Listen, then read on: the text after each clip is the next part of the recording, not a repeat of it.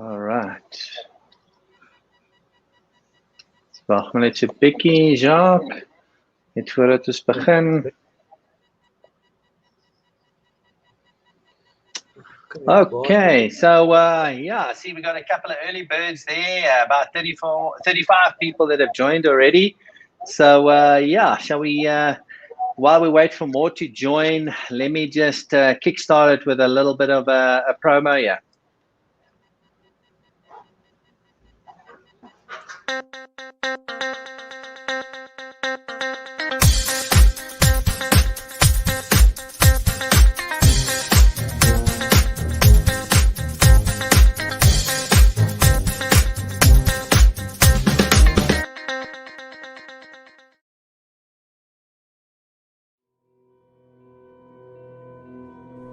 Who do you want by your side when you go diving?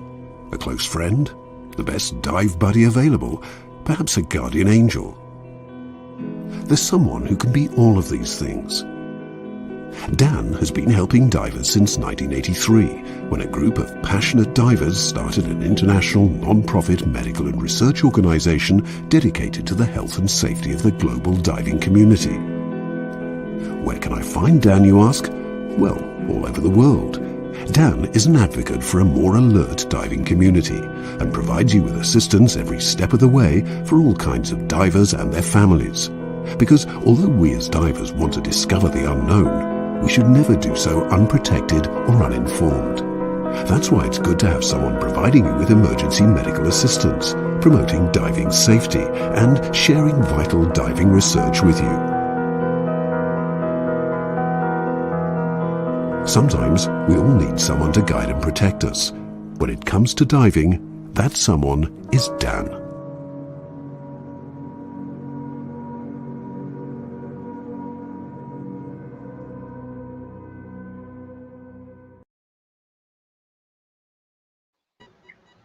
All right, so yeah, see, we almost at 50 people. We had about 120 odd people that registered. For those that have joined, welcome. I think I'll just kickstart yet another Dan Southern Africa webinar, just with some general welcome, introductions, and so forth. And by that time, hopefully everybody has joined, and I can hand over to Jacques Davey, the guest speaker this evening.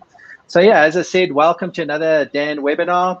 My name is Morne Christo. I'll be your host this evening, and I really hope that you're going to be enjoy the webinar. I know that your time's valuable, so thank you for making time to attend, and I hope that you'll find it informative. I trust that everybody's doing well and that you're safe and healthy no matter where you are in the world. Now, the talk topic this evening, it's the SANS 10019 2021 update, and just a couple of basic housekeeping rules. As usual, you're muted and your video is turned off for the duration of the webinar. Now, please use the comments box to introduce yourself and tell us where you are in the world, and also let us know what you're expecting from the webinar. Now, during the presentation, if you have any comments or you'd like to ask a question, again, make use of the comments box. For any questions, it'll help if you can use #ask and then put your question after that. So it's easy for me to pick up the questions and pass it on to Jacques. And just as far as the questions go, we'll answer them at the end of the presentation so we can get through all the important stuff. Now, tomorrow you'll receive a replay link via email, along with a whole bunch of resources that hopefully will be useful to you. And then from my side, I'd just like to say thank you for supporting Divers Alert Network, or DAN, the world's most recognized and respected dive safety organization. And if you're not yet a DAN member, why not join today by visiting our website? It's www.dansa.org. And if you're already a Dan member, well, thank you very much for your ongoing support. So to help us continue offering great content via YouTube, please subscribe to our channel so we can grow it and expose it to more people. All right, so let's on to the important stuff. Let me introduce our guest speaker. His name is Jacques Davey, and he has a technical background that started in the South African Navy, and he has been scuba diving since 1991. Now, he's also a CMAS instructor and a qualified commercial diver, and he has been involved in cylinder testing and inspection since his time in the Navy. and being continuously involved in setting up various test stations, as well as being certified to inspect and test cylinders in various regions of the world. Now, he's an active SANS technical assessor for gas test stations, as well as being actively involved in the representation and coordination for the SCUBA and SCBA industry in the updating of relevant local standards. Now, his main profession is consulting on quality, health, safety, training, coaching, and compliance for the offshore and maritime industry. So a lot of experience there from Jock's side. Now, just a quick topic overview. It's the SANS 10019 2021 update for compressor operators and persons filling breathing gases for SCUBA and SCBA. Now, the webinar will focus on assisting individuals and organizations to satisfy the requirements of a person competent to fill pressure receptacles and the requirement for being conversant with the requirements of the SANS 1001 2021 update. Now, with that said, I'll hand over to Jacques Davey. Thank you for your time, and I hope that everybody's going to enjoy the webinar. Jacques, over to you. Thank you very much, Morné, and again, thank you very much to Dan, Southern Africa, for the opportunity and for volunteering to host the webinar. Sorry to everybody it took so long. I know this came out early in 2021, the standard. Unfortunately, it did take a while to retype everything, so from the standard and get everything in there. So please bear with us on that side. As Morné said, the focus is on giving information on the updated standard. There's a big difference this time around from the previous one. It's not just a specific one. We've been able, as you will see, to get a section specifically addressing the SCUBA and the SCBA industries, to remove it from the side and kind of move it away from the industrial side where everything was focused as such. So we'll be focusing on that, and through the talks I'll be going through a lot of it. If you do have a copy of your own, the latest edition, please feel free to take it out, make notes in it as you wish. Again, I'll be covering things to look out for. Specifically, some of them are new, some of them are in the old ones. It's just highlighting. A lot of comments that was received before is, but why this, why that from the standard? And then when you look at it, it's been in the standard for the last 15 years. Nobody just really read it as such, because of a lot of the information for our industries were amongst the industrial side. So this gives us the opportunity. As we go through, I will talk specifically on what is there. It's not necessarily my viewpoint. We're going to try and keep it factual. So the questions as well, please look at them specific. I can't tell you how to interpret the standard, how to apply it to your own business. I can say what needs to be there. So we'll cover a couple of things in that side. But please ask questions. My email address is at the end. If you do have comments, feedback, improvements, please send them through, because without everybody's input, we can't really grow it. And it needs to be for our industries, for the SCUBA and the SCBA side. So that's where we're really looking at. And even if it's a comment that it's not clear or I don't understand this, that is an indication that the standard or the requirement isn't 100% clear. Again, there might be some typing errors. It's been a lot of typing, so please bear with me in that sense if I miss something, or but the just would be there, and you will be able to follow it in your respective standards as well. All right, so Jacques, yeah, just displaying some of the folks, mostly from the South African region, but we've got some folks from the States, the DRC. I've seen. We've even got one of the Dan directors who's in the States, Francois Berman, on board. Welcome, Francois. Nice to have you here. And for all the others, I see Roland. Nice to have you back. And for the others who I haven't given a shout out, I've displayed your name there. It's really great to have you attend the webinar. So yeah, Jacques, over to you. Thank you very much, Monet.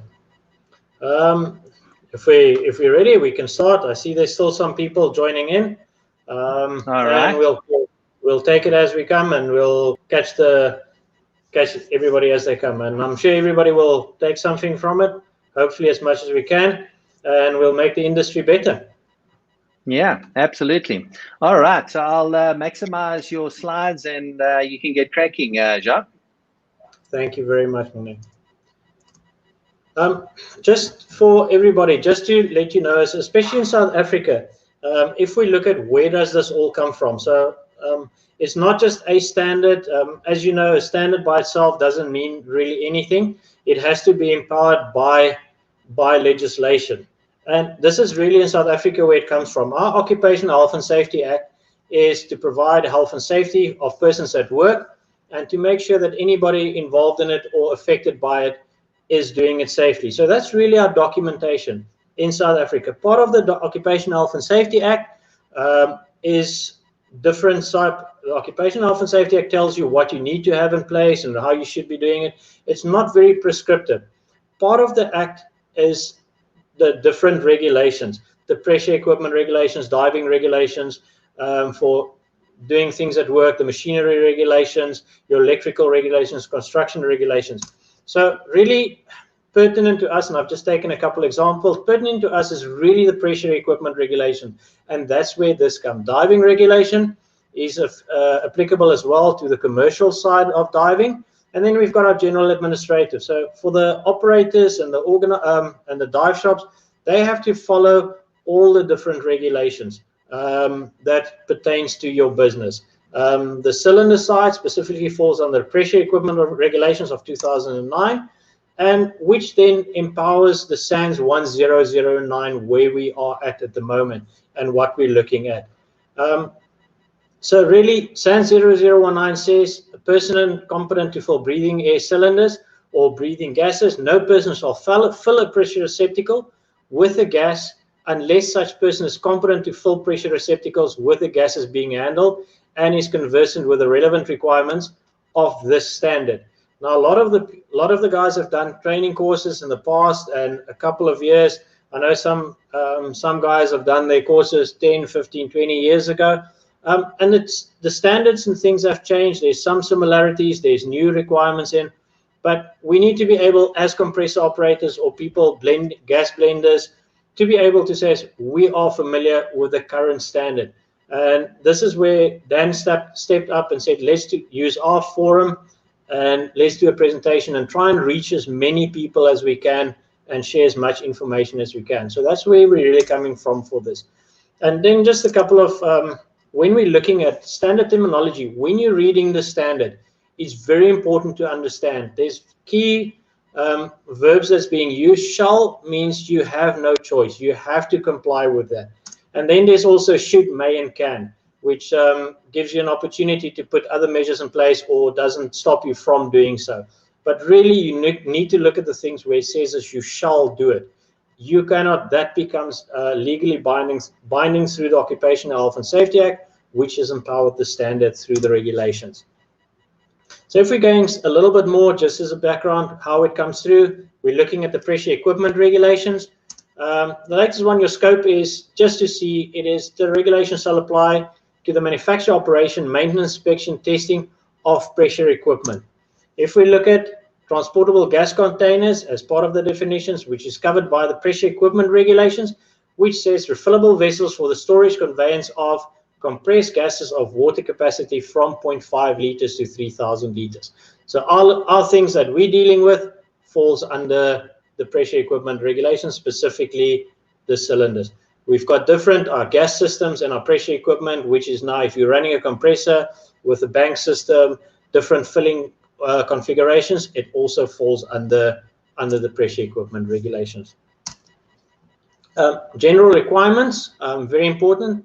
Any person who, in our case, we don't really have manufacturers in South Africa, so import, sells, offers, or supply shall ensure that the equipment complies with the regulations. So I've just highlighted so I don't We don't have to go through everything as such. So it says anybody have to comply with the regulations if you're planning importing or sell or offer or supply. The duties, then there's various things. We've got the duties of the manufacturer. So if you're manufacturing in South Africa, you have to comply with the fresh equipment regulations. If we're going on, it gives you the duties of the importer and supplier. Now, if you are bringing cylinders in as an organization or a company, it says as importers shall also shall ensure that fresh equipment sold complies with requirements of this regulation. And very importantly, the importer shall assume the liability of the manufacturer in terms of this regulation. So if you're bringing the equipment in or cylinders, you have to also comply with the requirements of the manufacturer. So very, very important on that to take note. You're looking at the notes there. The importer is the entity which imports pressure equipment for use and or resale in South Africa. The importer must be a juristic person in South Africa, so it must be a legal entity. The importer of pressure equipment into South Africa assumes the liability of the manufacturer and must declare conformance in writing to the PR. So you as the importer has to declare the competence of the conformity, not necessarily the declaration of conformity done by the manufacturer. So bear that in mind when you're looking at it. And then also, as the end user, some of us are end users as well. We have also got duties in terms of the Act and the regulations, and it says we as the users shall subject to the relevant health and safety standards incorporated into these regulations under the Act, ensure pressure equipment has a certificate issued by the manufacturer. And then the notes in respect to the duties of the user in relation to privately owned transportable gas containers. The certificate of manufacture referred to in the pressure equipment section 6.2b may be retained by the importer or the supplier, so they may keep it. However, for transportable gas containers which are privately owned, the certificate of manufacture remains with the manufacturer, but US owner may request a certificate of manufacture from the manufacturer importer, which then has to be provided to the owner and the user as for his safekeeping. It does make it a lot easier now that everything is electronic. We don't have to use fax machines anymore. So it does make it a lot easier. And then on regulation 18, your transportable gas containers, no user shall use, and you see the shall, I try to highlight it, require or permit transportable gas containers to be used, and no user shall fill, place in service, handle, modify, repair, inspect, or test any transportable gas container other than in compliance with the relevant standards incorporated into these regulations under Section 44 of the Act. The inspection and test referred to is by an approved test station. So it's not anybody that can do it. There is certain criteria for it, and we'll go a little bit into that a little bit later for that purpose. We're getting to why we're really here. The previous section was to show you where we're coming from and why this is important to pay attention. Now, the next section is your 10019, edition 9, that was published in 2021. And what I have done is I've taken the two sections. What happened is we got our own. There wasn't in the previous one. There was an Annex G, a little section in the back for SCUBA and SCBA. All the SCUBA and SCBA information has been moved into the back into this section. So everything in Annex G is applicable to SCUBA. However, in the rest of the standard, there is also things that we need to take note of. So what I have done is I've put them together so that you can easily see. The things with the blocks around them is the things from Annex G, and I'll show you an example now. And I've just put them next to each other. I have to say is it does read a bit difficult. So when you get your copies, almost print them. When you print them out, keep them separately and read them. Keep the Annex G as a separate so that you can easily refer backwards and forwards. It's not ideal. It's a starting point. It's not 100%. It's something that we can work on and move forward and develop going forward. So we need everybody in South Africa and in the region that uses the standard to be part of it. Make comments, make suggestions. Don't only come up with problems, please. If you have something that you see we can do, make the suggestion, see how we can fix it, but look at it from the safety side and that it will benefit everybody, not in isolation, you personally. It has to benefit the industry as such. So without any further waiting, we will carry on from there. So we start off with, if you look at the standard, it's still pretty much the same. Very important. I get a lot of the times people do not understand how to read standards, and look at the contents or the index. It will tell you where to find your information. Instead of paging through the whole document, if you can look at the index, you can easily find it. And this is how the index and the contents of the latest edition looks like. You will see Annex G is normative, is the SCUBA and SCBA cylinder requirements. However, there is sections that in the previous and the forward sections that also addresses it. And I'll highlight those. So if we look at our scope, and again, I haven't put everything in the standard. I've just really highlighted the most important. Please go read it. Please make sure that you understand it and read it for what's in the standard, not for, don't stop reading when you see something you like or you don't like and skip on to the next paragraph. So if we go to 1.2 in particular, in addition to industrial, refrigerant, medical, and domestic type pressure recycle, this standard also covers cylinders for self-contained underwater breathing apparatus, SCUBA, for recreational and professional diving, and self-contained breathing apparatus, SCBA. Now I can hear everybody asks, but what is professional diving? And that was a big debate. Where do you draw the line professional diving? Because professional diving can mean somebody diving as a profession in the recreational industry as well. And I'll get to that in a little bit.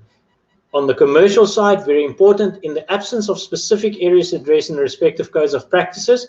So for the commercial side, for your different diving operations, you've got a code of practice who needs to address the specific areas of the maintenance and equipment, or in terms of the military, if they don't address it in theirs, this standard will apply. Otherwise, if they need special requirements that cannot comply with the general operations, they have to address it in their own code of practices or in their operational procedures.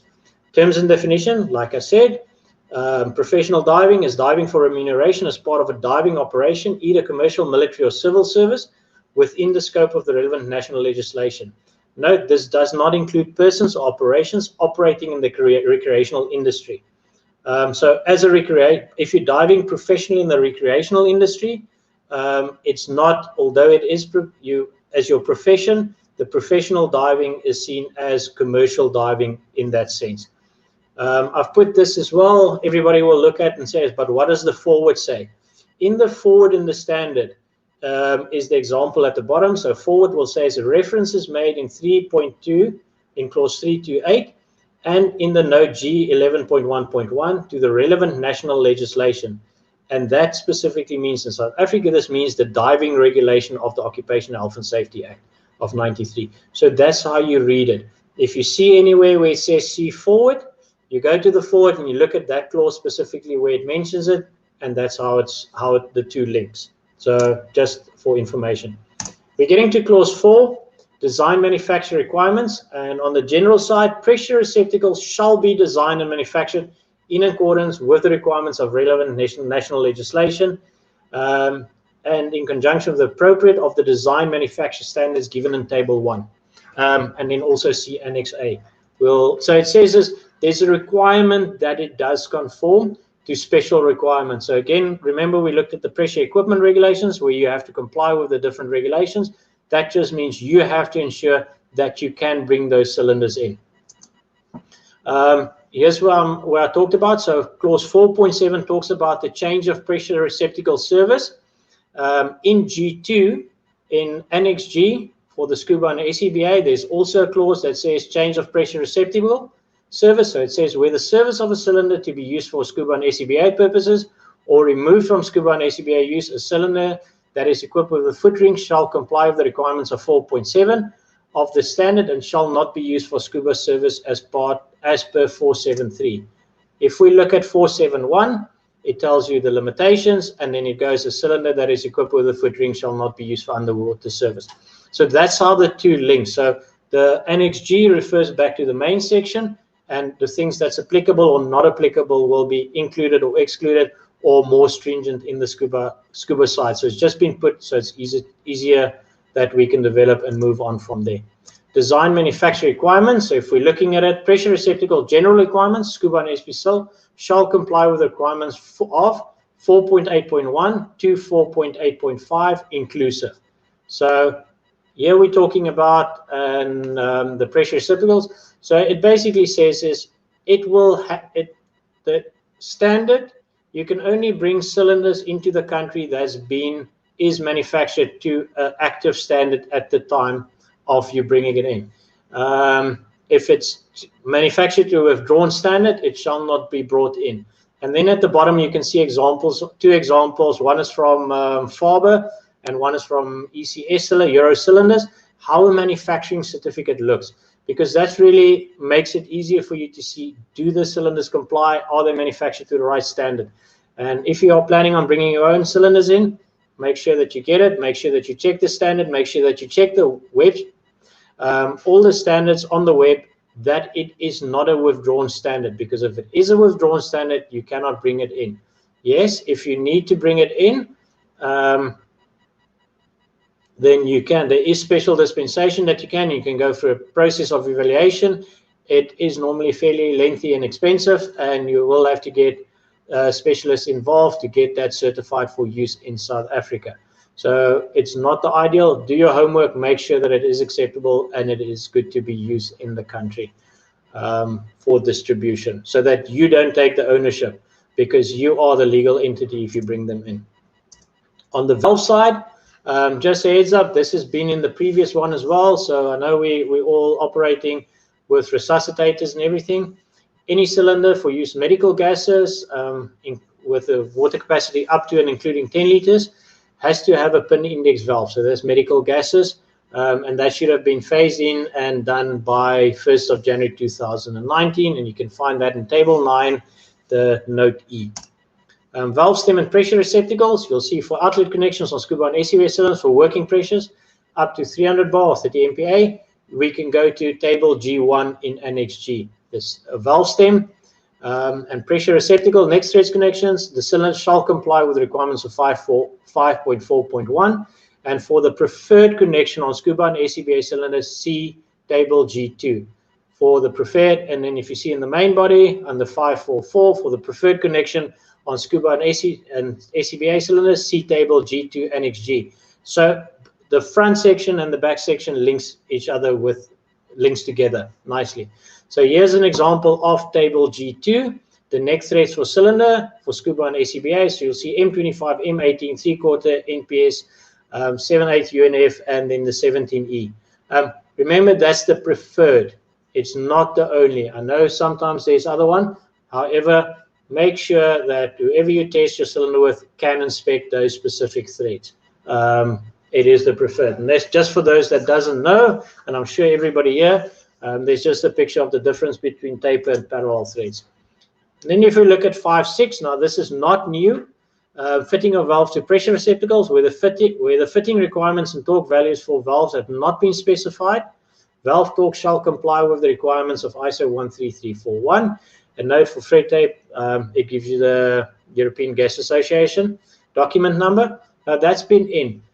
In Annex G, for those that's looked at it and those that have got copies, the torque settings for refitting a valve is in Annex G, but it's not really the filler's duty at this point. We're not really focusing on that as per the filler, but it is there for easy reference. Protection of valves, caps and straws are not required on cylinders for SCUBA and SCBA with a water capacity up to and including 20 liters. Carrying on with the valves. Now you look at in the previous standards, it also says valves used will be inspected at the time of filling according to ISO 22434. Now the concern was nobody even knew about ISO 22434. Nobody had access to it. If you ask anybody, what do you know what to inspect for? Nobody knew. If you look at points A to P, that is basic. That is the requirements from ISO 22434 for the inspection during filling of a valve that is fitted to a cylinder. However, when the valve gets removed from the cylinder, there's additional inspections and testing that need to be performed. So this was included for specifically in 019 to make it easier for the filler, so that they know what to look for, that you don't have to go obtain another standard. In the industrial side, it's not given. So here we go, where we refer to the clauses. 5.7 in the main body for everything says valves shall be visually inspected and leak tested at the time of filling.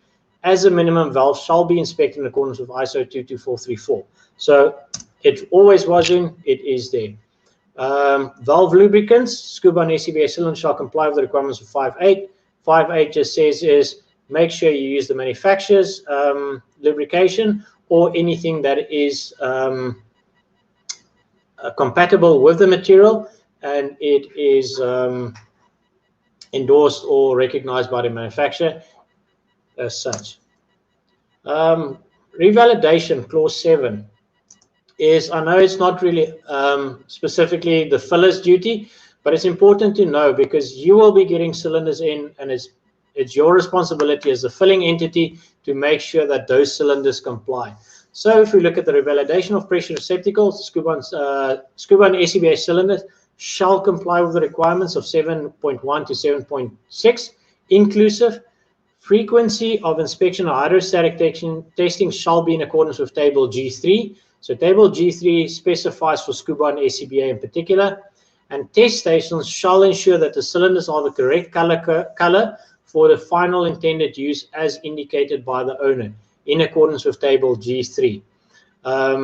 And then for cylinders used in the maritime industry, that is just for making sure when you're getting vessels in, cylinders is not going to stay in the country for SCUBA or SCBA, that the fill stations can still fill them.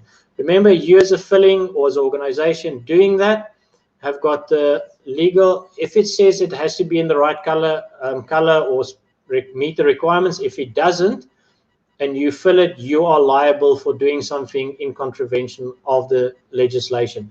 In the maritime industry, the inspection intervals is also different to our local standards. So that covers that, so that you can do it as long as you record who you're doing it for and that it complies with there. So especially for the guys at the coast, make sure that you do it according to the right regulations and that you understand what you're doing and that you get the right information.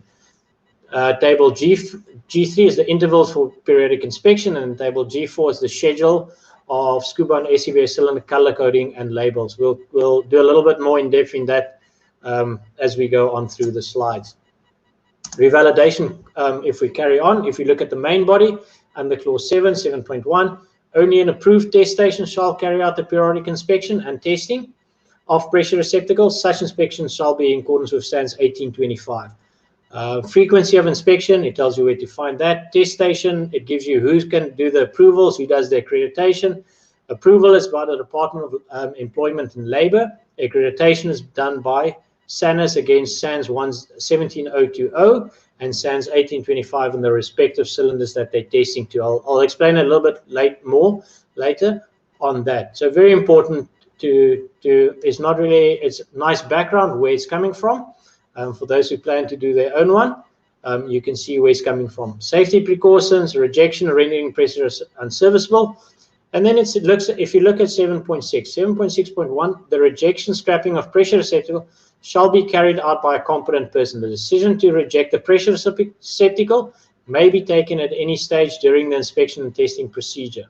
Should the owner scrap or reject his own pressure receptacle, the rejection criteria shall be as provided in SANS 1825, and an approved test station shall dispose of the pressure receptacle in the appropriate manner. If we're looking at table G3, remember we talked about that. Here is the specific inspection intervals for the different gases. So you've got your self-contained breathing apparatus, your SCBA, it's just 2-year visuals or internals, which is the visual internal and external, 4-year hydrostatic testing. Your SCUBA is 2-year internal, 4-year hydrostatic testing. Oxygen and breathing air, this includes cylinders used in conjunction with breathing air compressors and gas systems. So that's your storage banks and things like that. That's 10 years. And then your composite cylinders, all gases, it depends on what it's being used for. So that will comply with, if it is your composite standard, which is SANS 11623, states that your composite cylinder should not exceed a 5-year inspection. So if you're putting in oxygen, you can extend it to 10 years. However, your standard, your SANS 11623 says you cannot go more than 5 years.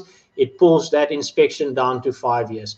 It takes the more stringent of the inspection is the one that you have to comply with. If we go, very important, people stop reading. Underneath that table is a couple of notes, and I've just highlighted 4 very, very important ones. So these test periods should be used provided the dryness. So if you know that your air quality is good and you're putting in good quality, then you can use this. The frequencies given in this table indicates the maximum time interval between inspections and supersede any more lenient intervals in reference standards. The example of pressure receptacle by gas type is for the final use pressure receptacle. So it is whatever you're going to use that cylinder for. So it's not if you're blending nitrox and you're using oxygen, it doesn't mean the oxygen that from the main cylinder that you're using now has to be a 2 and a 4 year test interval. It's for the cylinder, the end use of the cylinder. And then again, it covers the maritime use intervals for maritime use, how to deal with them. So, and coming back to note 1, it's very important that you ensure, and we'll touch more on that on the air quality side. You do the risk assessment, and I've had a lot of questions being asked about the intervals and different things where there's concerns about the gas being put into a cylinder that's being dived with and the frequency of inspection. However, the same air comes from the storage banks, and the storage banks is not being tested on a yearly or a 4 yearly or 2 year or 4 year. Has never been, but it's the same air. So the contamination, those cylinders are not generally even worse than the cylinder that you're diving with because they're getting cycled more. So look after your air. And that's one of the big reasons why the air quality, it was removed from the standards, it's being brought back into it. It's to provide good quality air for the people that's using, not only for respiratory reasons, but also the protection of the equipment. I've recently seen a cylinder manufactured in '94. It's been filled from compressors with breathing air that's been maintained properly, filter changes, proper maintenance, and those cylinders still look brand new after almost 40 years. Revalidation, if we're carrying on, G8, repair of pressure receptacles. SCUBA and SCBA cylinders shall comply with the requirements of 755 and 776. And then it basically says 776, the most important, under no circumstances shall seamless pressure receptacles of any size be repaired. Just part of what's being done at the inspections. Marking, labeling, and color coding. SCUBA and SCBA cylinders shall comply with the requirements of 8.1, 2, 4, and 0.5 and 0.6. So there we go. 0.1, each pressure receptacle shall be legibly and durably marked, hard stamped, embossed in the resin of composite pressure with the information required by the applicable design, SANS 100 2021 or ISO 13769. No permanent markings shall be removed. So as a filler, if you see any permanent markings that's removed, that means that you shouldn't be filling. Put it aside, send it away to a test station, and that will probably be scrapped. The manufacturer's serial number shall never be removed from any pressure receptacle. If that's the case, that cylinder really becomes obsolete and should be removed from service. When we're looking at 8.1.5, where the manufacturer or owner puts their own name on it, it can be overstamped and by excess, indicating that it no longer belongs to that person anymore, but you have to have evidence and proof of it. When we're filling, it's particularly important, and we'll get later to that as well, for the permission to fill cylinders. We carry on with that. If we're looking at the marking, labeling, color coding, especially on the SCUBA side, it says shall preferably be marked by means of hard stamping in the case of composite construction cylinders, be permanently marked by means other than hard stamping. SCUBA and SCBA cylinders shall comply with the requirements of 831A and 831B. For SCUBA, the stamp marking layout can be altered to suit the size of the cylinder. Because our cylinders get tested more frequently and we use small cylinders, especially in the rebreather side, we can change the layout slightly so that everything, we can have space to do it, because if you've got no more place to stamp, you have to remove the cylinder from service. And so we are. However, the sequence has to be the same, the year first and then the month. And it has to be accompanied with the testing facilities logo and the age for that. If you look at 9.3.6, there's no specific requirement to have the visual inspection test date hard stamped on any SCUBA or SCBA cylinder. The test station, however, shall ensure that other than a certificate issued, there is a clear indication affixed to the cylinder indicating the test facility's date of last inspection. So that's only when you're doing a visual inspection alone. And then if there's an inspection ring or label, or you can't, or some of the cylinders, the hard stamping is so rusted away that you can't make it out, that indicates that the cylinder is due for its statutory inspection, and it has to go to an approved cylinder test station if you can't distinguish or prove it by any means. Don't take somebody's word for it. As a filler, you need the evidence, because people will tell you anything to get their cylinders filled. Some more labeling, permanent markings. Again, it should be in alignment with ISO 13769. No permanent marking shall be removed. Manufacturer shall be removed from any pressure. Maintenance, we've got that, comply with the requirement. Permanent markings shall be maintained in an acceptable manner, and the pressure receptacles shall not be filled if the markings are eligible. So if you can't read what's written, don't fill it.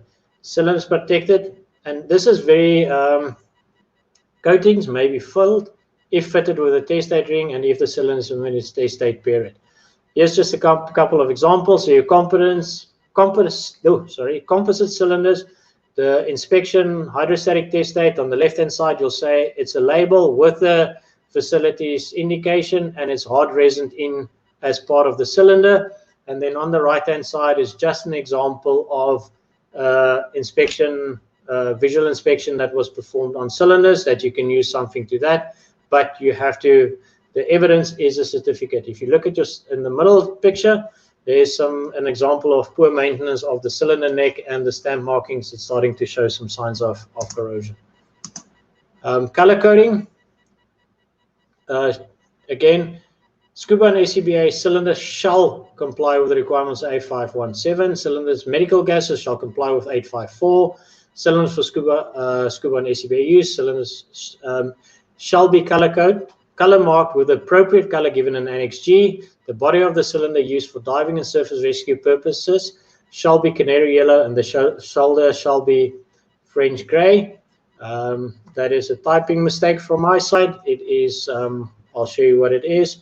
It's, and then 9532 for the purpose of nitrox and trimix, a self-adhesive strip indicating that. So it indicates for nitrox that you might encounter additional oxygen or higher oxygen concentrations than normal air. It doesn't mean that you are encountering. You can still use it for normal air, but it shows that it's normally oxygen clean. And then for anything that may contain helium, the wording trimix is supposed to be indicated on that. This is pictures that you can see. So you see the full yellow, the green shoulder, or the blue cylinder is not acceptable. And this is according to, and we'll go to the table, this is acceptable in South Africa. So we've got a yellow body with a gray shoulder, or yellow body with black and white quadrants on the cylinders. 8 marking, labeling. So we're going to color coding continue when filling cylinders with the marking of nitrox and trimix. The filling station shall ensure that the cylinders are marked in a visible manner with the following information. For nitrox, oxygen content and volume, and for trimix, the contents of oxygen and helium. That is visible so that people can do it. And very important to notice, it is the responsibility of the end user prior to using a cylinder that has label indicating nitrox or trimix to also analyze the supplied mixture to determine the suitability for diving profile. So as the owner, as the user, you also have a responsibility. Check it before you use it. Make sure that you're diving the right mix. Anything can go wrong. There's the color coding table. So you'll see that it's got the air, pure oxygen, nitrox, breathing gas, trimix, and then breathing gas for compressed gas system, storage banks. That is in the tables at the back.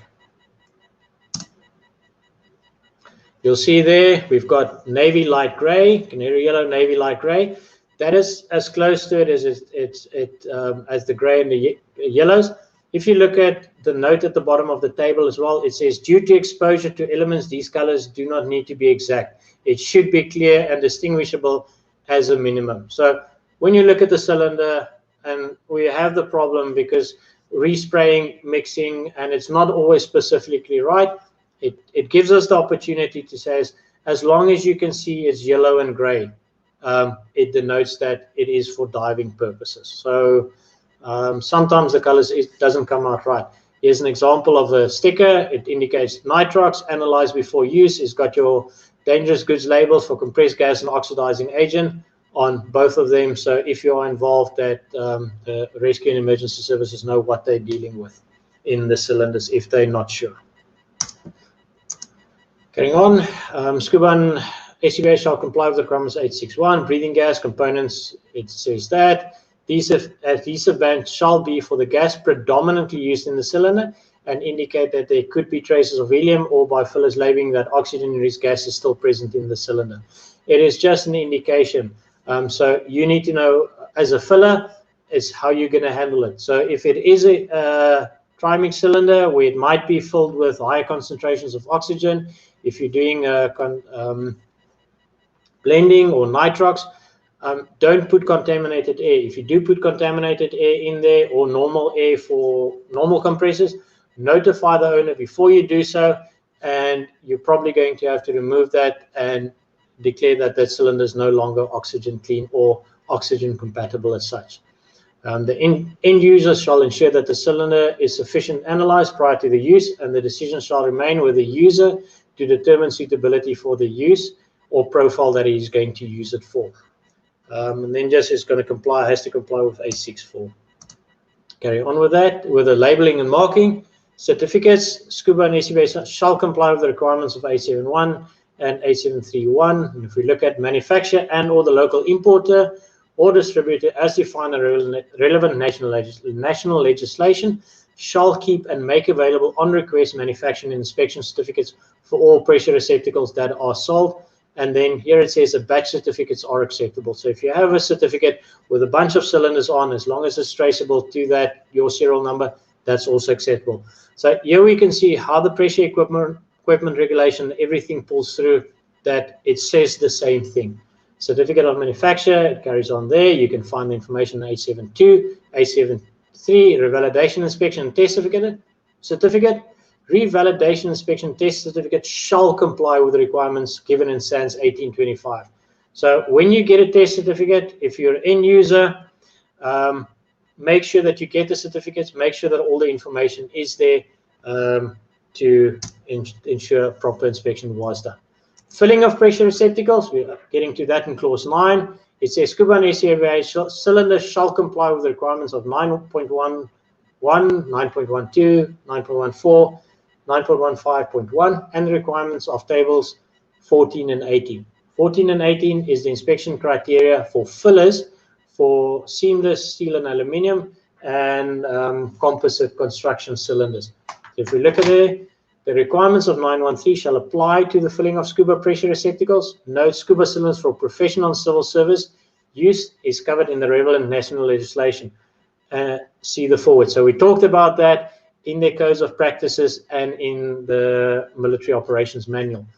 G1 11.1.2, in addition to the requirements of the uses of SCUBA and SCBA cylinders in 9.1 to 9.1.5.1 inclusive and on table stat, the following records shall be kept by the filling station as a minimum. So the date of the filling, the contact details of the owner, the serial number of the cylinder, the service type of the cylinder, the type of gas filled into the cylinder, charging pressure, indicating that a pre-filling external inspection was performed in accordance to relevant legislation, the requirements of SANS 1009, including that the cylinder is in date for the specific service, and the name and signature of the person filling the cylinder.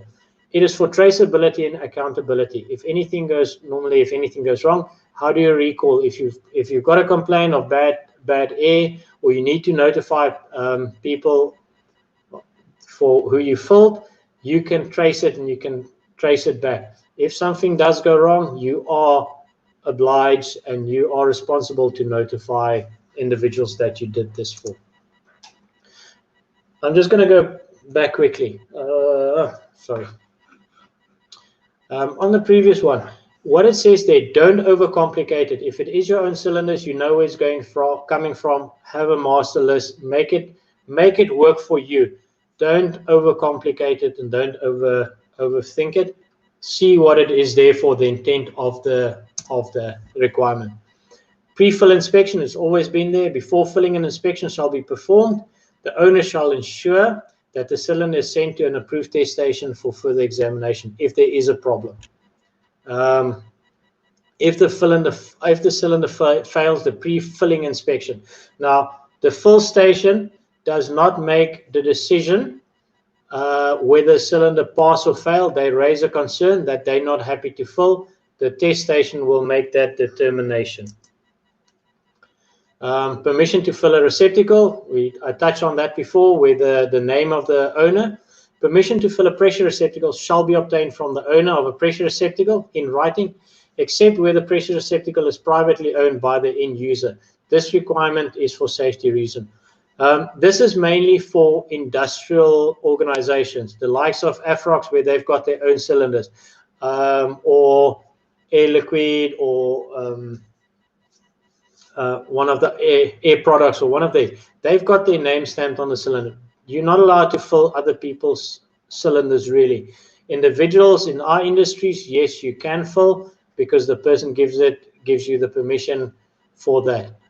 If you see an Afrox cylinder, Air Liquid cylinder, do not fill that unless you've got written permission. The person that brings it in has got given you written permission that they authorize him to fill it with that specific gas.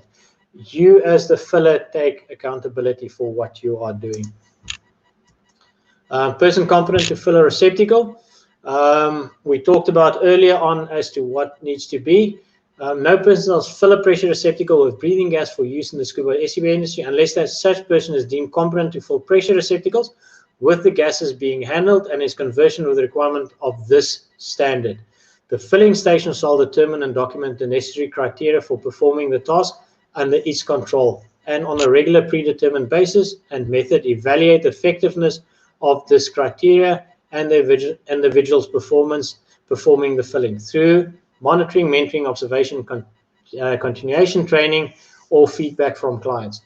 Part of the competence criteria should include independently verified or developed training, which shall include as a minimum the following topics.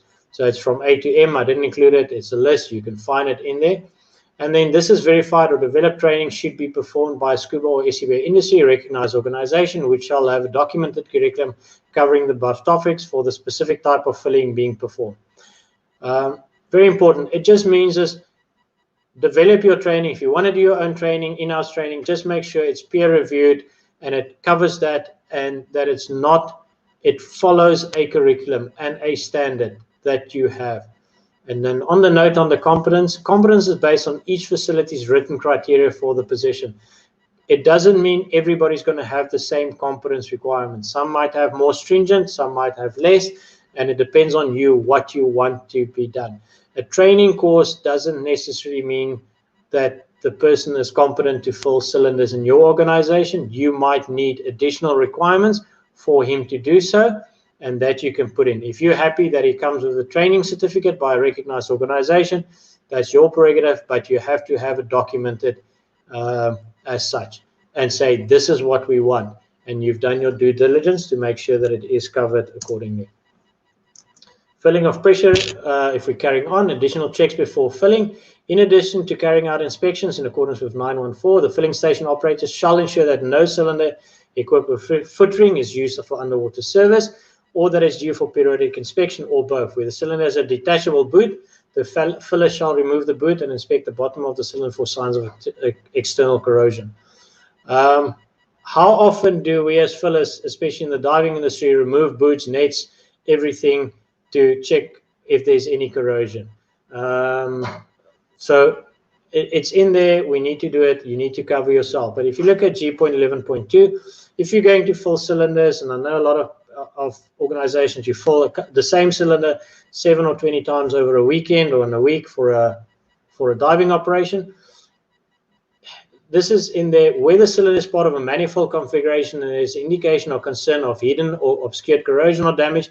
The filling station operators shall document and remove all banding and fittings for thorough inspection. If the external condition indicates signs of corrosion or damage in line with the pre-fill rejection criteria indicated in table, it should be table 14. During the pre-fill inspection, the filling station operators shall reject the cylinder for filling until the owner has submitted the cylinder to an approved test station for inspection. I know we don't want to remove our bands because it's going to damage our valves and our manifolds, but when the test station note and the condition warrants it, then you should do it. So make sure that you rinse your cylinders, take care of it, and it shouldn't be required.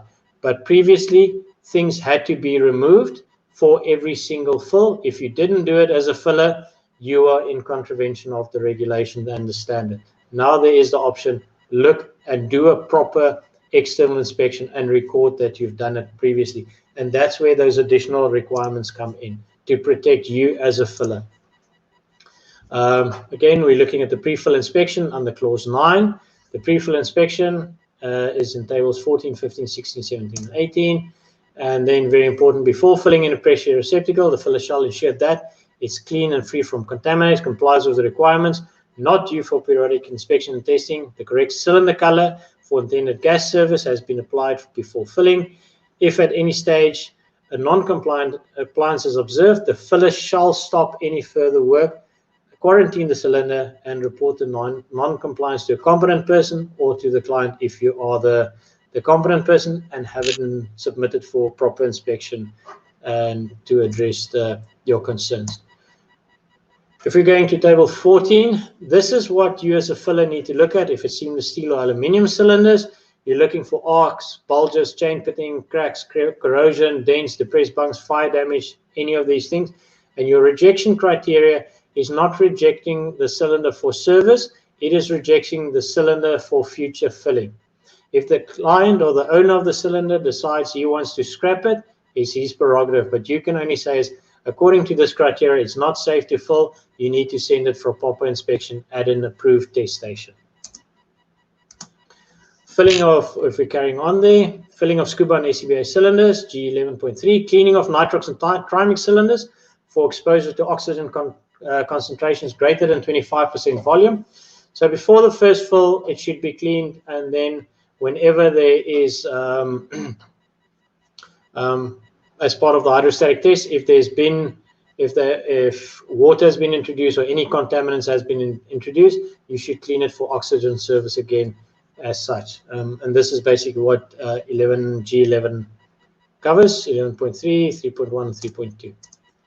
Filling of SCUBA and SCBA cylinders, if you're going on, we talked a little bit earlier about it, the air quality that's been brought in with the previous one and this one is breathing gas filling stations, facility for SCUBA and SCBA cylinders shall ensure that these cylinders are filled with compressed air for breathing gas mixtures that comply with the acceptable limits.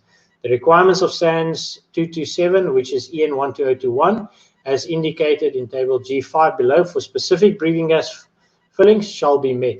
Breathing gases used in SCUBA and SCBA, other than air or oxygen compatible air, shall take into consideration the applicable breathing gas quality requirements in SANS 277, which is, as I said, EN 12021 for breathing gas requirements. Breathing gas testing should be performed at intervals, taking into consideration the filtration system capacity and the original equipment manufacturer recommended changes out, the type of system, operating temperatures, operating environment, and the replacement filtration parts, OEM versus generic versus user refurbished. So if you're packing your own filter cartridges, make sure that you take that into consideration as to the life expectancy. And then air quality requirements included on SANS 277. Just pictures of different methods of testing. We'll carry on with that. Air quality continue. So very important. If you look at the air quality requirement, it's pretty much standard. It's been the same. So we've got that. So adhere to that. Look at that. If we look at the notes, please don't stop at the requirement. Look at the note. It tells you how to do it. It gives you information to better understand. If we're looking at where requirements of oxygen compatible air, again for nitrox and trimix, and oxygen clean for things that can, where oxygen content of greater than 25% can be introduced. The oil content or the hydrocarbon should be less than 0.1 milligrams per cubic meter, as in the table as well. Please look at the note at the bottom as well. It says where breathing gas is provided on a commercial basis, evidence should be available where the test on the system was performed at least twice in a 12-month period. So if you're selling air, you have to have evidence where you have done at least a test once or twice in a 12-month period. Again, however, it's going to determine, you need to do the assessment, you need to determine how often you should be doing air quality testing and why you should be doing air quality testing. It's not only for protection of people breathing the gas, but it's also required to look after the equipment as such. And then just if we go to G12, it refers back to clause 10.1, 10.2.1, 10.3 under handling, stacking, storage, transport, use of receptacles, general safety precautions. It refers back to that, so it's not a duplication, and there's nothing really different to that. Then we just, at the end of it, is a list of we talked about the acceptable manufacturing standards for gas pressure receptacles from various countries. Yes, there's an example of what is in the current one, so there you can get an indication of that. Again, bear with me, I went through it very quickly. I'm just highlighting what needs to be, but you really need to look at it, read it, and apply it to your organization. It's nothing new. There's no real changes, major changes, small changes, things to differently interpret. Look at it. Let's get all together and let's do what we do. If we're looking, and just, I know it's not the fullest responsibility to look at SANS 1825, but it is important to know what you are looking for and looking at. So I'm just going to go a little bit of information here, so you know where to get your information and where to go about. If we look at 1825, it's a gas cylinder test station, general requirements for periodic inspection and testing of transportable refillable gas pressure receptacles. So this standard specifies the minimum requirements for test stations for transportable gas cylinders of a water capacity from 0.5 liters to 3,000 liters. So that's all our cylinders in the SCBA and SCUBA industry. Cylinder records and inspection certificates. You as a filler can stop that, and I know there's a lot of owners as well, and there's a lot of concerns happening, and I know there's a misunderstanding and problems. If you look at the requirements of a test station, and I know people are getting upset with the test stations because they're just applying the rules to their accreditation, because otherwise they're legally held accountable if they do something in contravention to their approval and their accreditation. So if we look at 7.3, it says, where the following information is missing on a pressure receptacle, the pressure receptacle shall be scrapped. And the very first one is the design specification. So the older cylinders doesn't necessarily have the design specification on. The test stations shouldn't be testing them. They shouldn't also be destroying or scrapping them.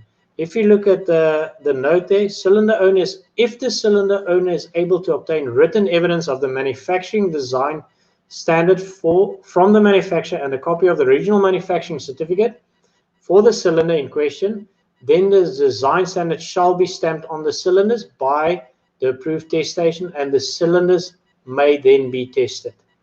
So, and that in again brings it the importance of having copies of your certificates of your cylinders, because then you can go back, they can look at the manufacturing standard, they can put it on your cylinder, and it can be carried on using. If it's not there, then it has unfortunately have to be removed from service.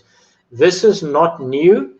This has been there a while for a couple of years already. So it's not in the last 2 years, it's not in the last 5 years, it's been longer. It's just that people are becoming more aware of it as more and more problems arise. So bear that in mind. So if you as a filler see there's a design specification problem, highlight it to the customer so they can start getting the necessary done, and contact whoever brought it in, the importer, to help with obtaining the manufacturing certificates. Resale of scrap cylinders. The test station shall, after the owner has been notified, make the cylinder unserviceable for holding gas under pressure, so that it is impossible for any part of the cylinder, especially the shoulder, to be reissued into service. In the case of any disagreement, the test station shall ensure that the owner of the cylinder is made aware and understand the possible future ramifications. Now, the cylinder, you can't use it because the test station shouldn't be giving you a certificate that it passes its inspection. Therefore, the filler can't fill it if it's not in test state. But he should be removing it and taking it from service. There is sometimes concerns because it's personally owned, private property, and then the test station should make sure that it's being understood.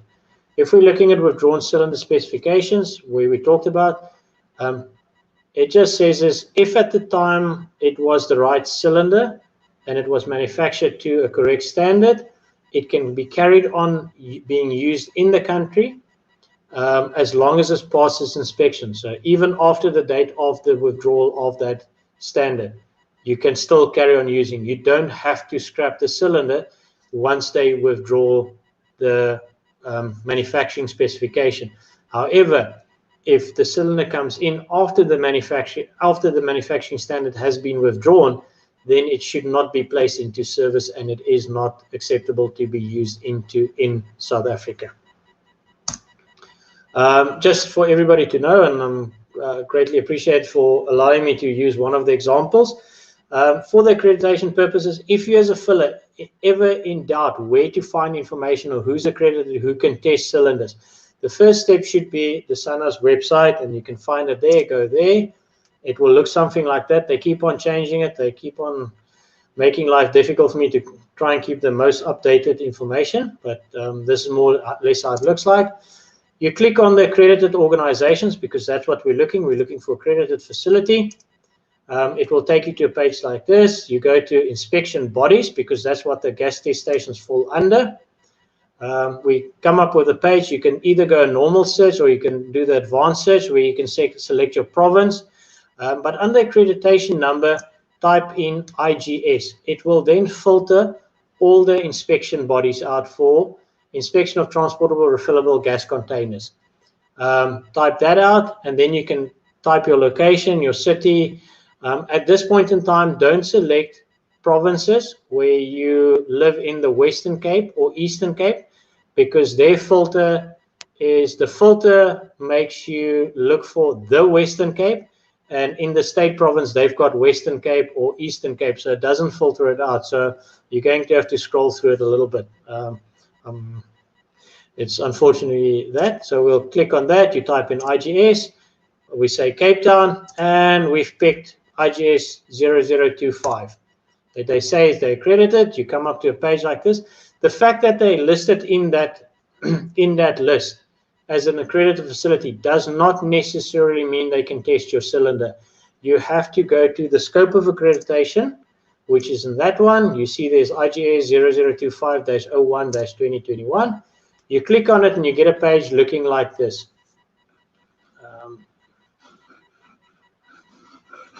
If you look under, that's a unique company stamp. That's our expiry date of the certificate. So that's when if they don't renew it, that's the last date of the expiry. These are the people that can actually do the inspection on your cylinder, that can sign your certificates. And this is the standards they can test to. So you can see this facility can do seamless steel cylinders, seamless aluminium. They can do composite cylinders and DOT cylinders for manufacture in South Africa, for use in South Africa, not for use outside South Africa. That is a completely different requirement. If it is DOT, manufacture cylinders for use outside the borders of South Africa. So that's what you're looking at. If you've got a seamless steel cylinder and it's not on the list of the scope of accreditation, taking it to that facility is not worth the paper they write it on, because you're still not compliant. Remember, we looked at you as the filler or the owner has to make sure that they complied. Last year might not mean that they're still accredited. They might have been suspended, or their accreditation might have been withdrawn voluntarily for whatever reason be. And then also, when did they originally get accredited? You can see this facility got accredited initially in 2005, so they've been going on for a while. Again, you can go look at the SANS website and get all the information there. However, as we talked, you need an approval as well. So in this list, I went through all the accreditation, all the schedules of accreditation to make it easier for everybody. This one was last updated on the 15th of April to 2021. And I've taken only the facilities that can do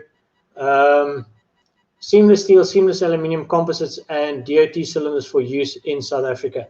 I've grouped them by province. Mornay will make it available for everybody to download. Remember, this information was correct on the 15th of April. This list also includes the second column, the Department of Employment and Labor approval number. It includes a unique stamp, their location where they are, the province, the company where they are, their address, and their email. So you'll see is the little accreditation block. The best places to take, especially on the diving side, because a lot of our aluminium cylinders are DOT cylinders, is one that's basically got all 4 blocks, or at least A, D, and J, if you don't have composite cylinders. So that's what you're looking in this list for. The fact that they are in this list does not necessarily mean they specialize on breathing gases. This just means they can do legally, in terms of the legislation, they can test seamless steel, aluminium composites, and DOT cylinders if they are listed for that, or as per that. Whether they can know how to deal with breathing gases is a completely different issue. And I would suggest making sure, get in touch with the people that you know that does deal with breathing gases, that can clean it properly, that doesn't clean it with carcinogenic materials, because it is going to affect you. So that is, and then take it to those and support them. Remember, again, I always say is you get what you pay for. Just think about all the inspection that's involved, the time consuming, and you are going to get what you pay for, and it is being highlighted more and more as time goes by. The unique stamp is the stamping with the hydrostatic test that you look for on the cylinder. I'm just going to end up, and it's very important, I mean, with everything we do is we need to do a hazard identification. Everything we do, even both standards, every standard is, you need to see how it applies for you. The Occupational Health and Safety Act says as far as reasonably practical. So we need to see is it working for us. So we need to look at our hazard identification, risk assessment. We need to look at hazards, what can go wrong, the consequence, how bad could it be, and the likelihood. And if you look at the pictures there, that's if we're pumping water and high concentration, high moisture concentration into cylinders, we're going to get that, and it's going to possibly fail. If we don't torque the valves, if you start fiddling with things that you're not afraid with, putting the wrong valves in the wrong cylinders, that type of thing, we're going to have fatalities, and we're going to injure people. We're going to seriously damage property. There's a lot of potential energy in the things that we do. And unfortunately, the highest risk is during the filling process, because that is when your biggest change happens. So you as a filler need to be vigilant in order to protect yourself. So read it, understand it. Hazard identification is continuous. Don't think you're doing a hazard identification or risk assessment once. You need to identify it. You need to look at it. Is it working? Can we improve it? Can we do it better? And then keep on modifying and changing it. And saying that is my story. And again, sorry for going very fast, but I know everybody's busy and I'm trying to cover a lot of topics. But please go read. Please look at it. and please make yourself familiar with the standard. Mornay will also send a link where the standard can be obtained if you need to get hold of it. So make use of it. All right. Well, Jacques, thank you very much. During the presentation, there were some remarks, comments, and also some questions. So while some of the folks that are still on board have questions, you're welcome to ask, and Jacques will answer them. In the meantime, I'll just post some of the remarks that were made. One here by Gordon Yule. Jacques, I don't know if you can see it, and that's obviously Yes, just to do with the earlier part of your presentation. I think that's good advice from his side. No, very much so. And then, yeah, so thanks for that, Gordon. As always, spot on the money there, so thanks for that. Francois then obviously just second that in many ways, so I don't know if you agree with that there, Jacques.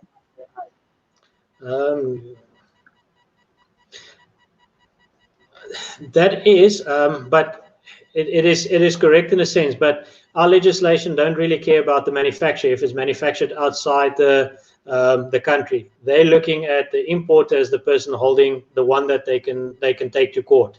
And unless the agreement is between the importer and the manufacturer, that's the importer's responsibility to make that contract with the manufacturer. You'll see on a lot of manufacturing certificate, they actually state that they are not liable to make sure that it is compliant in the country of use. It is the importer's responsibility to ensure that. All right. Well, thanks for that, Jacques. Another question here from Jason. I don't know if you want to have a look at that.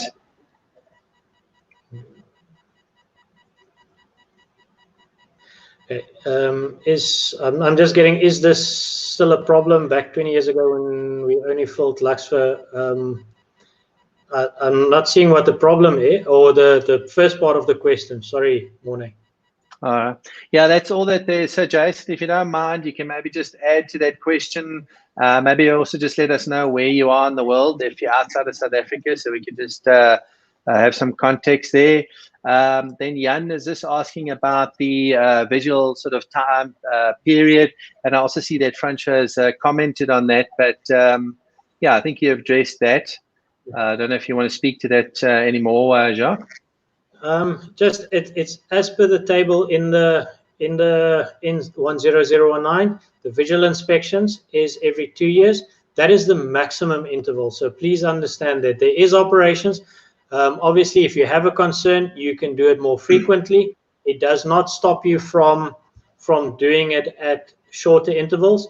The guys on the commercial side follow the IMCA guidelines, and they do it every 6 months or even more frequently.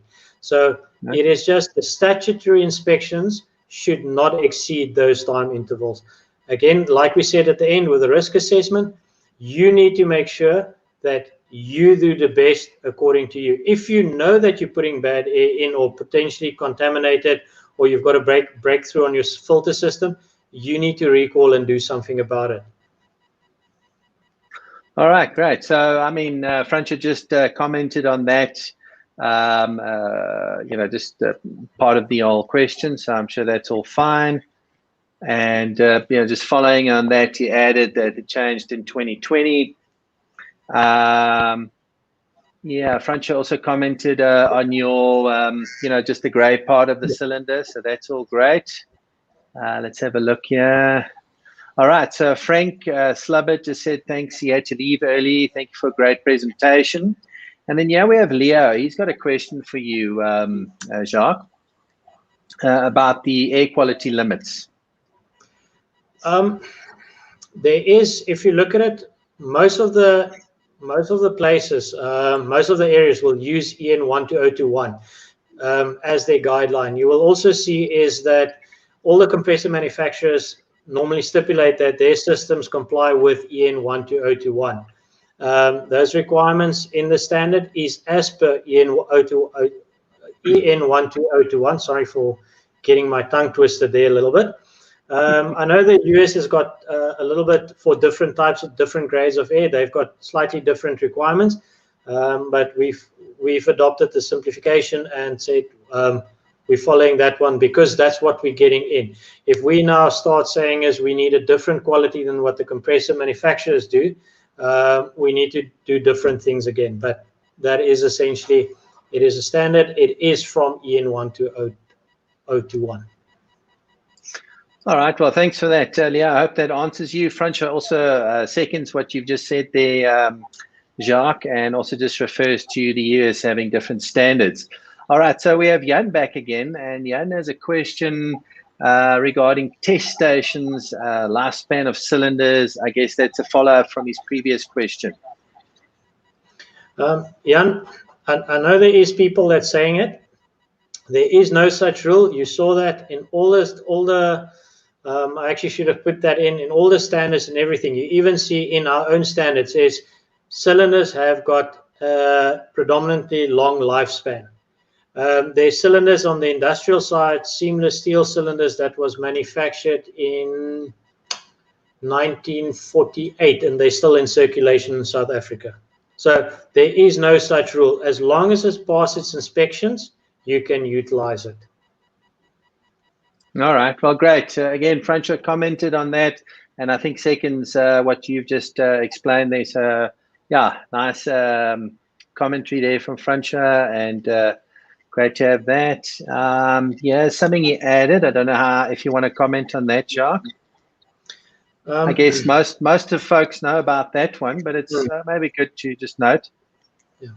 If you look at, and this is really where it's coming in on the, and we didn't really touch on that as much because that's coming into the testing standards, which is your ISO 18119 and your SANS 6406, and that's really for the test stations for your sustained load cracking on your aluminium A6351. Those are very old cylinders, and they have been faded out. They haven't made that alloy in a while. Just on a note there, be careful, is certain place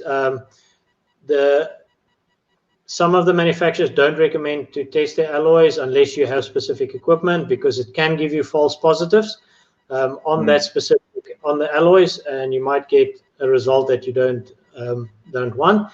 But it is really the older ones, and the sustained load cracking is still a problem if you've got one of those specific manufactured alloy cylinders, and that will be done through the various test stations, and that adds on to make sure you take it to a facility that knows what they are doing. Yeah, absolutely. All right, well, thanks for that. I hope that addresses all the questions from Jan. Scuba News, that's Conrad Lamont from Vereniging side, just saying thank you very much. And Colin says, brilliant presentation. Many thanks, Jacques, making the industry safer. So yeah, Hein, all the way down from Unkamas, nice to have you on board, says thank you. Francois got another comment here. He says, yes, this is correct, but protect yourself. You want them to support you. Okay. I guess it's got to do with the test stations and so forth. Okay. Pietri van der Berg, 7th Heaven, nice to have you on board, says thanks, Mona and Jacques. Greg Grissel down Port Elizabeth side also says thanks. And yeah, we've got Russ Davies. Yeah, I don't know if you want to address that, Jacques. Steel cylinders. With an epsilon serial number failed. Epsilon meaning in particular? Russ, sometimes it's difficult is without all the information. Why they failed it, I wouldn't know. One needs more information to actually say is why did they specifically fail, or what is the reason given for failure. So it's I can speculate, but without that, it's very difficult. All right. Okay. Well, Russ, if you've got some more details, you're welcome to add it, or if you like, you can also reach out to myself and I can connect you with Jacques if you don't have Jacques' details, and you can discuss that further.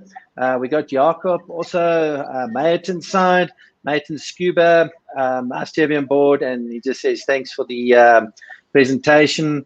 Yeah, another comment from Underwater Andre, something to do with this cylinder, I guess, that was condemned. Not much info. Again, just let us know more and we can address that. Jacques there says, thank you, brilliant presentation. Let's have a look here. Says, thank you. Or Jason says, thank you. I wasn't aware of the neck failures. I'm going to read up on that, on the alloys and so forth. Yeah.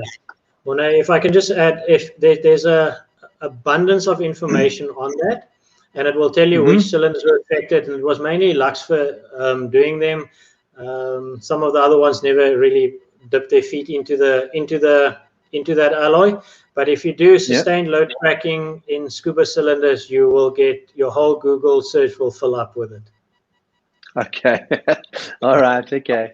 Anyway, so if you want some more info on that, Jason, reach out and we can help guide you there. Kirk says, yeah, thank you very much. Great presentation.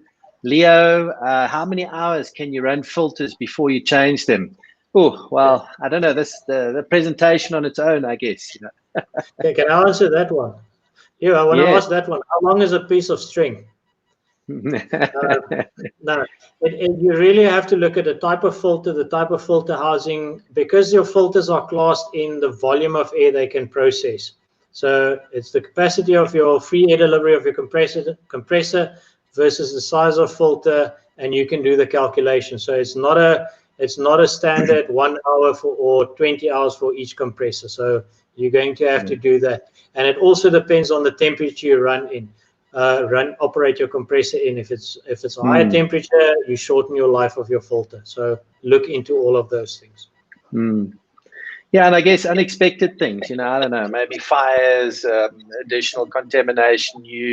But I mean, those are out of the ordinary. We got Quinton here. He has a question for you about cylinders inspected in April 2020.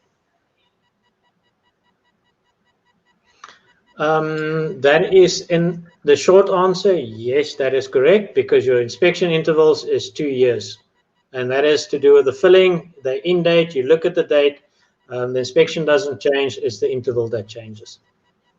Okay. All right. However, so Quinton, I hope that. Okay.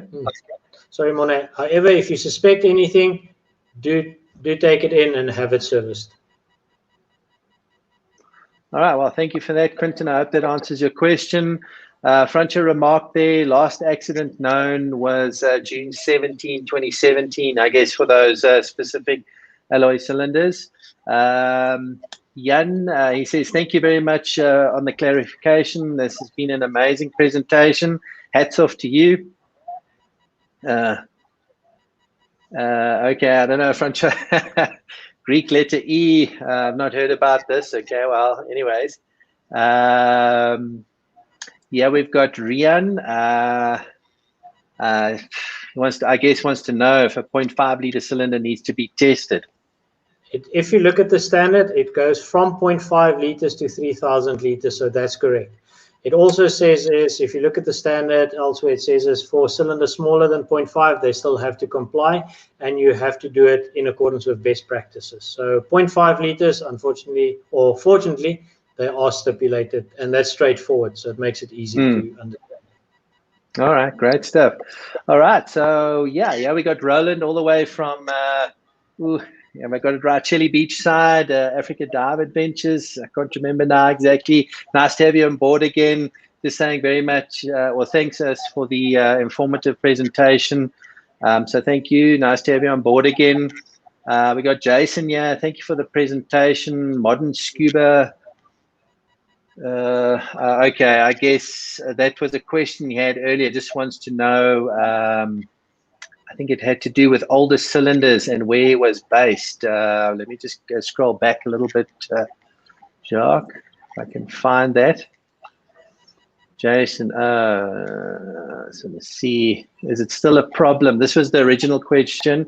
Is it still a problem? Back 20 years ago, we only filled Luxfer and Catalina cylinders, and I haven't seen any other manufacturer in years following. So I don't know if that helps you with anything. Okay, I think I'm looking at where he's from. It looks like he's in Florida, USA. They do have a different requirement to us. So they've got their inspection, and that's what we said. The DOT cylinders for inspection is for use in South Africa. They have got a different approval system through their Federal Code of Regulations and inspection protocols. and different things. So they mainly, the US is mainly on aluminium cylinders. So it is a bit different to us, and they do have different requirements to us. The EN and the ISO standards are busy filtering into the US, so it is becoming a more and more global market, and we will see more and more standardization. But at this point in time, they do follow their own requirements, and their test station guys, like for information on that, the best guys in the US would be the guys from PSI, PSA, PSI, PCI. They do remarkable work, and they are up on everything on that side. So I don't want to talk much about that side, because ours is completely different in our side of the world. But he's welcome to reach out separately, and I can give him more information on that side as well. Perfect. All right, just some more thanks. Mike Notier from Simonstown, Pisces Divers, thanks for being on board. Just says thanks. Lumi also says very informative presentation. Simon and Gabby from Liquid Living, yeah, in Johannesburg, also says thanks, or sent in Scuba side, sorry.